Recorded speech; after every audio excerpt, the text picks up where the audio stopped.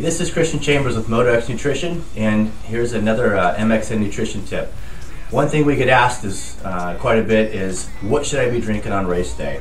Lots of times we find for the endurance riders, they're using Camelbacks, or if you're just drinking stuff to the pits or on the way to the events. A lot of people do drink Gatorade as one of those go-tos.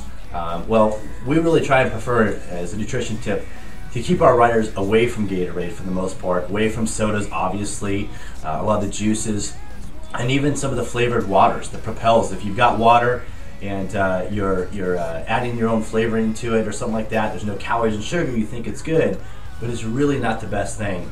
And the biggest reason for that is that when you're out there riding, your body's going to be producing a lot of acid, a lot of lactic acid. You're typically, a lot of times, the diet is a little bit acidic, and this is going to leave you into additional fatigue, slower recovery, and the biggest problem is Gatorades, Cytomax, which I know is popular, and a lot of those all use citric acid to flavor it. Now, citric acid has got its benefits, but as it's a flavoring agent, and the problem is it's going to greatly increase your what's called acidosis and your pH levels.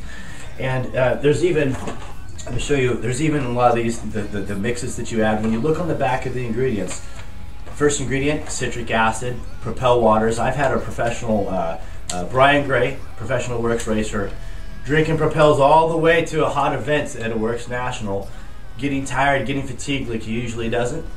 And as soon as I found out, obviously, we turned them right over to straight water, knocked out a bunch of water bottles, instantly gone. No arm fatigue, felt better, and what it basically did was dilute that citric acid and high acidosis in the system over to a more neutral pH.